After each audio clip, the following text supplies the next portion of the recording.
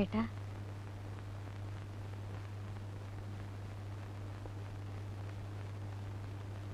ഞങ്ങൾ വന്നിട്ട് ആഴ്ച വന്നു കഴിഞ്ഞു.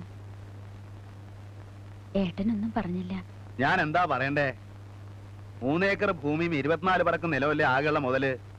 അതിൽ നിന്റെ ഭാഗം തരണോണ്ട് എനിക്ക് യാതൊരു വിരോധവും ഇല്ല. വിറ്റാൽ ഈ മലമൂട്ടിൽ നല്ല വില കിട്ടില്ല. എന്നാ നിങ്ങൾ വന്ന് പണിയെടുക്കൂ, അതും ഉണ്ടാവാൻ പോണില്ല. എടുക്കുവായിരുന്നെങ്കിൽ ഇവന്റെ ഭാഗത്തിൽ കിട്ടിയ ഭൂമി പെട്ടാപ്പെട്ടവലേക്ക് വിട്ടുകളയോ? ഞങ്ങളുടെ ബുദ്ധിമുട്ടുകൊണ്ട് പറഞ്ഞു പോയതാണ്. ബുദ്ധിമുട്ട് ഇവിടെയല്ലേ ദേവാകര? എന്റെ ഭാരം എന്താന്നാ കരുതിയ നീ?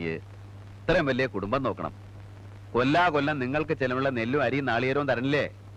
കുട്ടികളെ പഠിപ്പ്, നീ ഉടുത്തിരിക്കുന്ന മുണ്ടും ഷർട്ടും, ഇവൾക്കുള്ള തുണികള്, എന്തിന് തലയിൽ തേക്കാനുള്ള വെളിച്ചെണ്ണവരെ കൊണ്ടോളൂ ഇവിടുന്ന്. ഇതൊക്കെ ഈവളൻ ഉണ്ടാക്കണ ഈ കാണുന്ന മണ്ണെന്നാ. അത് ഭാഗിച്ച് തരണമെന്ന് പറഞ്ഞാൽ തരാം. ഈ കുടുംബം നോക്കാൻ എനിക്ക് ബാക്കിയുള്ള മണ്ണ് മതി. പക്ഷെ അതോടെ തീർന്നു. പിന്നെ ഒരു കാന്താരി മുളക് ഇവിടെ നിന്ന് കിട്ടുമെന്ന് കരുതണ്ട. ഇവളോട് ഞാൻ പറയാറുള്ളതാ, ഏട്ടന്റെ ബുദ്ധിമുട്ട് നമ്മൾ മനസ്സിലാക്കണം.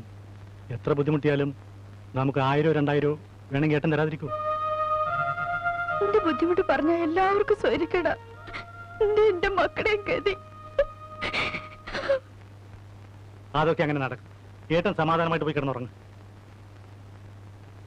ഞാൻ ഒരു 1000 ഉറുപ്പ്യ എങ്ങനെ ഉണ്ടാക്കി കൊടുക്കാന്നുള്ളത് പറഞ്ഞു.